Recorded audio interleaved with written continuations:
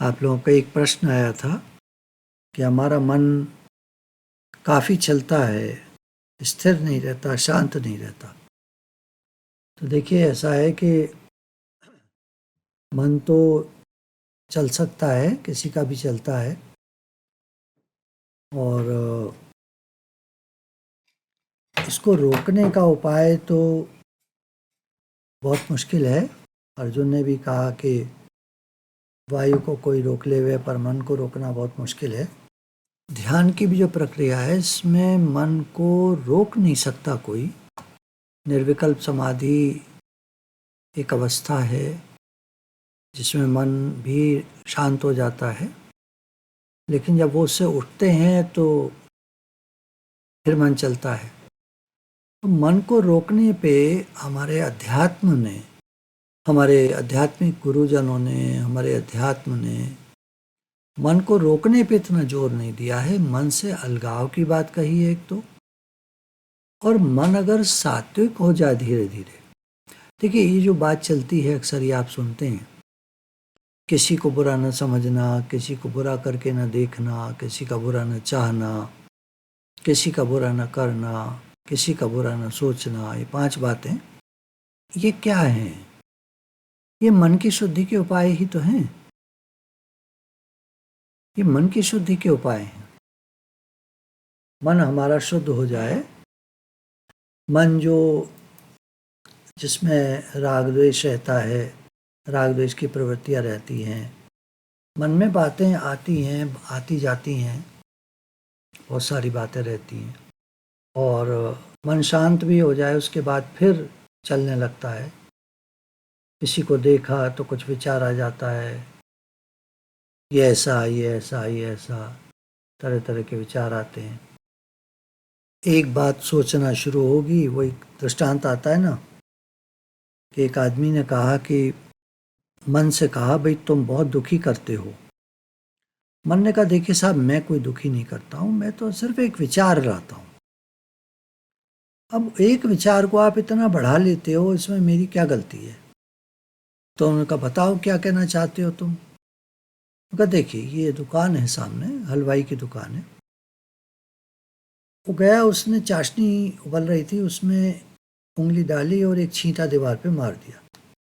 अब चाशनी के उसमें मक्खी आ गई खाने के लिए। मक्खी आई झपटी तो छिपकली आ गई वहाँ पर देखकर मक्खी को खाने के लिए। छिपकली दौड़ी तो बिल्ली की आदत होती है कि वो कोई चीज़ दीवार पे चलती हुई देखती है तो झपट्टा मारती है। तो बिल्ली वहाँ बैठी हुई थी, उसने देखा अरे क्या है, तो एकदम झपट्टा मारा। बिल्ली ने झपट्टा मारा, वहाँ कुत्ता सो रहा था, उस पर आके गिरी वो बिल्ली। तो भाव भाव भाव भाव कुत्ता एकदम जोर जोर से, बिल्ली और कुत्ते में लड़ाई हो गई, दोनों कढ़ाई में जा पड़े। अब कढ़ाई जो थी खौल रही थी उस समय, एकदम कढ़ाई फैल गई और सारी दुकान में आग लग गई।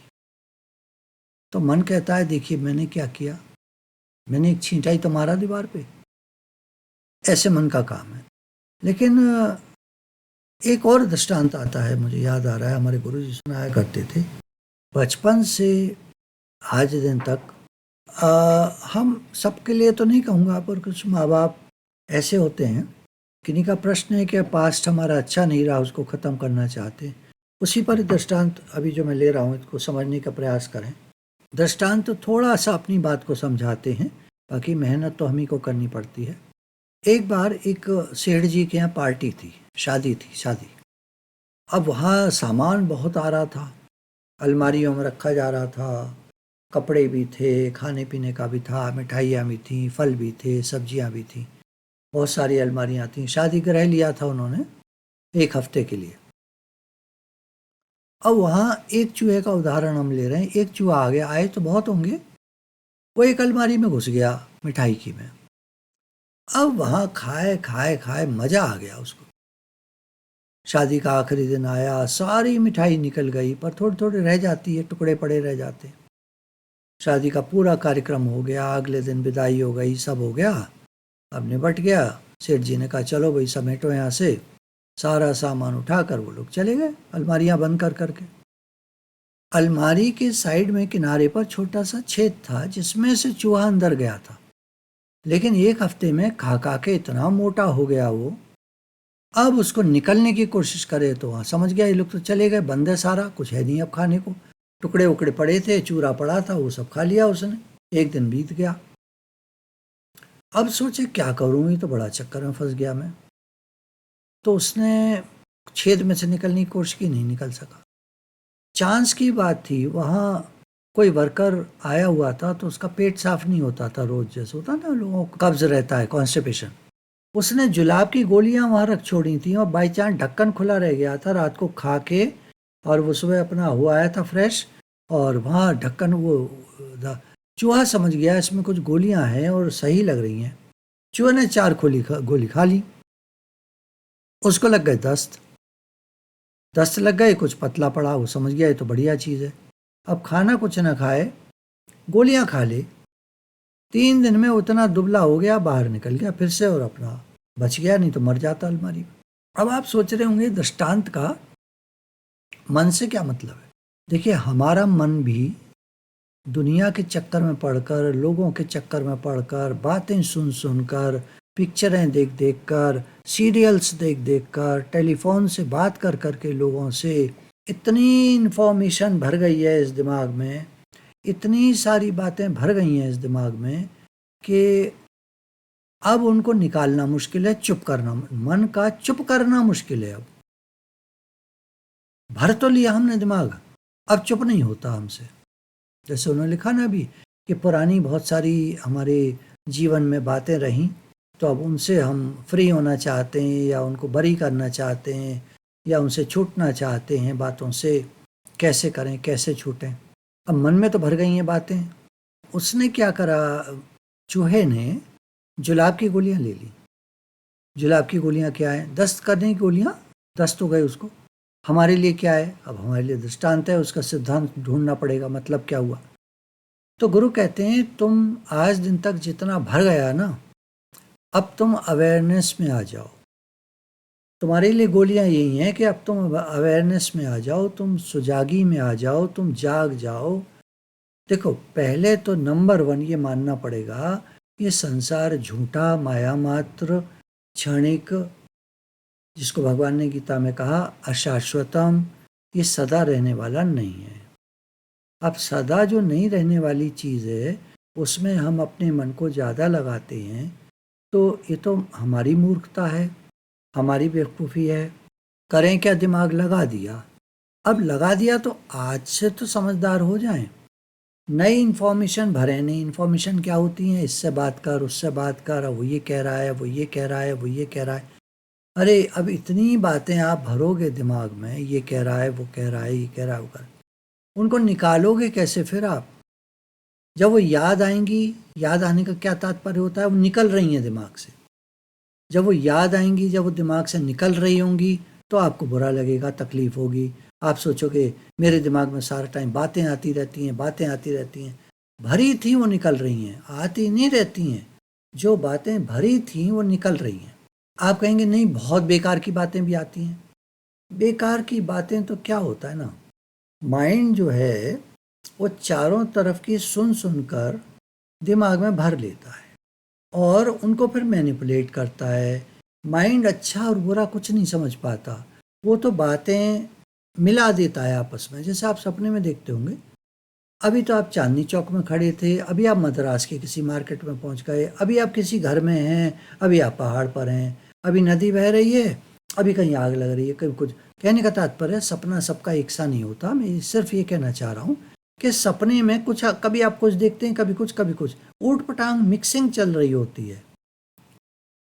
तब मिक्सिंग कहाँ से आई है, तो जितने विचार हमने भर लिए हैं उनकी मिक्सिंग होकर वो स्वप्न रूप से हमको दिखती हैं, निकल रही होती हैं वो बातें। सपने से कभी घबराना नहीं चाहिए। कुछ लोग, मैं पहले भी कह चुका हूँ उस बात को, लेकिन नए होते हैं या कभी ध्यान नहीं दिया है, तो आज एक बात को समझें कि आपको सपने अगर आते हैं, जिनको भी, कुछ लोगों को नहीं आते, कुछ लोगों को आते हैं, तो जिनको आते हैं सपने, वो बिल्कुल परेशान ना हो। मन में जो उनके बातें भरी हुई हैं वो निकल रही हैं। जागते समय जो विचार आते हैं वो भी बातें भरी हैं, निकल रही हैं। सोते में जो सपने आते हैं वो भी मन में भारे बातें भरी हुई हैं, निकल रही हैं। ऐसे होता है। तो आप बिल्कुल भी परेशान ना हो इस बारे में, मन की बातें निकला करती हैं। तो अब वो जो चूहा था निकल के भाग गया, उसी तरह हमारा मन में बातें बहुत भरी हुई हैं। जुलाब की गोली है सत्संग। जितना सत्संग हम सुनेंगे उतना हमारा मन जो मोटा था पहले, अब वो पतला होता जाएगा। उसकी बातें कम होती जाएंगी, कम होती जाएंगी, कम होती जाएंगी, और एक दिन हम अपने स्वरूप में स्थित हो जाएंगे, अवेयरनेस में आ जाएंगे, जाग जाएंगे। मन में जो भरी हुई बातें हैं उनका कम होना देखिए आवश्यक है। बातें बहुत भरी हों मन में तो वो स्वरूप स्थिति नहीं होने देगा, अवेयरनेस में नहीं आने देगा, शांत भाव में नहीं आने देगा। एक होता ना मन की शांति, उसमें वो नहीं आने देगा। अब भगवान गीता में अध्याय 14 में अर्जुन को कह रहे हैं कि ज्ञानों में भी उत्तम ज्ञान, ज्ञानों में भी उत्तम ज्ञान, परम ज्ञान को मैं फिर से कहूँगा, ऐसे भगवान ने कहा। अध्याय 14 श्लोक 1, जिसको जानकर सब मुनिजन इस संसार से मुक्त होकर परम सिद्धि को प्राप्त हो जाते हैं।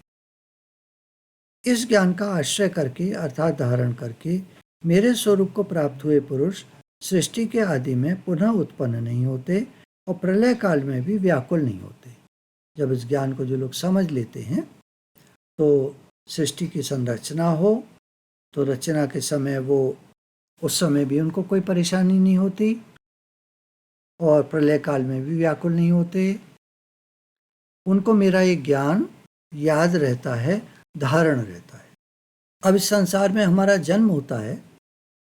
यहाँ पर एक बात ध्यान देंगे, संसार में 3 गुण प्रधान रहते हैं, सत्वगुण, रजोगुण और तमोगुण। ये 3 गुण रहते हैं और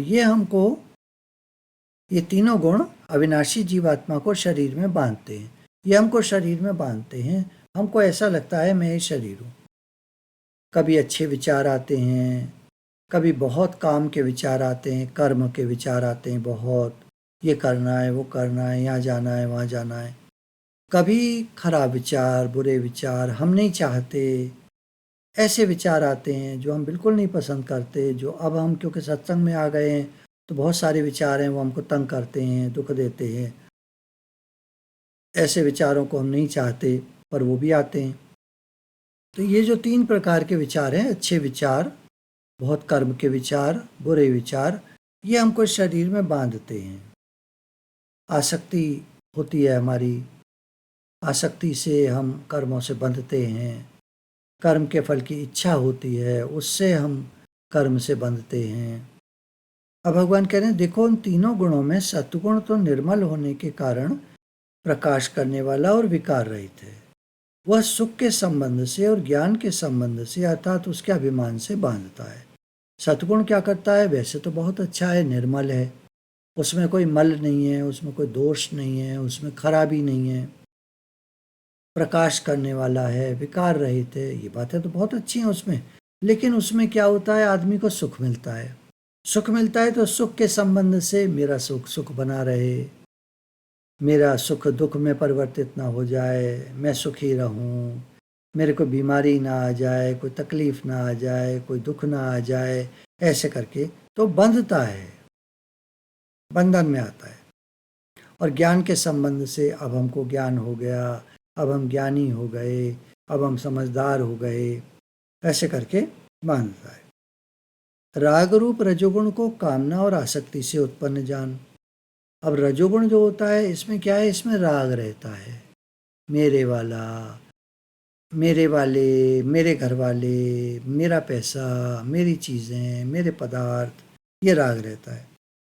इसमें फिर कामना रहती है, ये ठीक बने रहें, मेरी बात सुने, ये सुनता क्यों नहीं है, मानता क्यों नहीं है, ये ऐसे क्यों नहीं करता है, वैसे क्यों नहीं करता है ना, उसमें ये रहता है कामना और आसक्ति।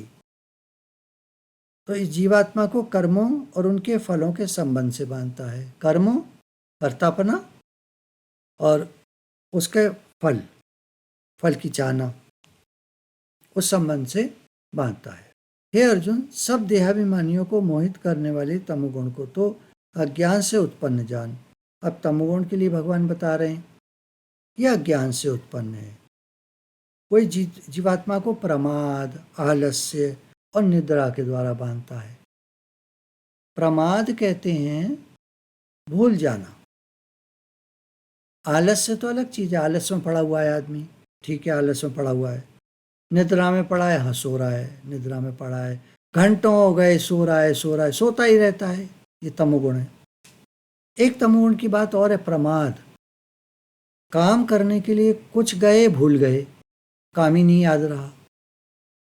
आए थे हरि भजन को, उठन लगे कपास। हम इस संसार में आए थे भगवान का भजन करने के लिए। करने क्या लग गए? उठन लगे कपास। करने क्या लग गए? रोई बिनने लग गए। अब रोई बिनकर क्या करोगे? रोई बिनकर क्या करोगे? कौन से तकिए बनाओगे? क्या कर लोगे उससे? आए थे हरि भजन को, भजन करो, भगवान का नाम लो। अक्सर भगवान का नाम नहीं लिया जाता कुछ लोगों से, तो उनके लिए बहुत बढ़िया उपाय ये रहता है, एक भगवत भाव बना लो। हे नाथ, हम तो आपके संसार में रहते हैं, हम आपका काम करते हैं, आपके दिए घर में रहते हैं, घर में आपका सब काम करते हैं, आपका दिया भोजन प्रसाद पाते हैं, आपके दिए भोजन प्रसाद से सबकी सेवा करते हैं, सबकी सेवा करते हैं, और जो भी काम हमसे होता है, जो भी होता है, उसका फल आपको अर्पण करते हैं। हे नाथ, मैं आपका हूँ, आप मेरे हैं। तो हर समय हम भगवत भाव में रह पाते हैं अगर हम ये मान लें ये संसार भगवान का है, घर भगवान का है, मैं भी भगवान का हूँ। हे नाथ, मैं आपका हूँ, आप मेरे हैं। अच्छा, मैं आपका हूँ, इसमें एक बात जो खास रहेगी कि आपका हूँ ये दृढ़ता बनी रहे, आपका हूँ। जैसे माँ बेटे को, बच्चे को खुन की रहती है, मैं माँ का हूँ, पक्का पता रहे, कैसे कैसे का कोई मतलब नहीं, मैं माँ का हूँ। ऐसे हम भगवान के हैं, गुरु ने बता दिया, शास्त्रों ने बता दिया। माँ बाप नहीं बता पाए क्योंकि वो समझते थे हमारा बच्चा है, हमारा बेटा है, लेकिन हैं हम भगवान के असली में। तो मैं भगवान का हूँ, भगवान मेरे हैं, ये हम बात याद रखें बार बार, जब जब याद आ जाए। अब बेटा हर समय थोड़ी कहता है मैं माँ का हूँ, मैं माँ का हूँ, मैं माँ का, उसको उसको निश्चय हो गया है, उसको ये बात समझ में आ गई है, मैं माँ का हूँ। ऐसे हमको एक बार समझ में आ जाए हम भगवान के, कहाँ से आए हम, कहाँ जाओगे वापस, ये दुनिया में हमेशा तो रहना नहीं है, हम सब भगवान के हैं। तो भगवान के हैं तो भगवान के होकर रहे हैं। तो सत्वगुण, रजोगुण, तमोगुण हमारा कुछ नहीं बिगाड़ पाएंगे। इन तीनों से जो छूट जाता है वो मुक्ति पाता है, अर्थात भगवान को पाता है।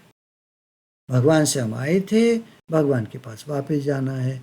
बीच में वही चूहे की तरह हम खा पी के मोटे हो गए, विषय विकार भर लिए, बातें भर ली मन में, अब उनको धीरे धीरे निकाल देंगे। कैसे निकाल देंगे? अवेयरनेस में रहो, जाग कर रहो, भगवान का नाम लेते रहो। जब भगवान का नाम जप करते रहते हैं, हरे कृष्ण कृष्ण कृष्ण हरे हरे, हरे राम राम राम हरे हरे, तो जब ये मन में चलता है तो बहुत सारी बेकार की बातें कटती जाती हैं। टाइम लगता है पर कटती जाती हैं। कब तक रुकी रहेंगी वो बातें? तो वो बातें कटती जाती हैं। तो चाहे भगवान का नाम लो, चाहे भगवान का ध्यान करो, भगवान से बातें करो, कुछ पढ़ लिख लो, ग्रंथ पढ़ लो, तो ऐसे करके हम भगवान से जुड़ते जाते हैं। हे नाथ, मैं आपका हूँ, आप मेरे हैं, ये पक्का होता जाता है। बस जिसके हम होते हैं उसी के पास तो जाते हैं। बच्चा किसके पास जाता है? कहीं बच्चा मेले में खो गया तो किसको ढूंढता है? माँ बाप को। थोड़ा भी दूर हो गया और देखा उसने मेरे माँ बाप वो रहे तो भाग कर जाता है उनके पास। ऐसे जब हमें निश्चय हो जाएगा हम भगवान के, तो हमारा मन उनकी तरफ लगा रहेगा। गुरु भगवान के शुक्राने हैं जो हमारा निश्चय पक्का कराते हैं।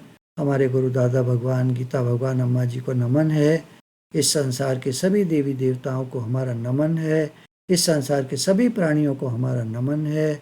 सबकी कृपा से हमारा मन भगवान में लग पाता है, नहीं तो कोई भी डिस्टरबेंस आ जाती है, कोई भी व्यक्ति आकर के हमारे मन को खराब कर देता है, हमको भगवान से दूर कर देता है।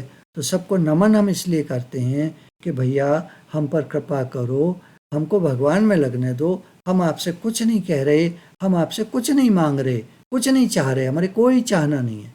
हमारे सिर्फ एक चाहना है, हमको भगवान मिले। तो आप हमारी हेल्प करो प्लीज़, हमारी हेल्प करो, हमको भगवान से दूर नहीं करो, भगवान से दूर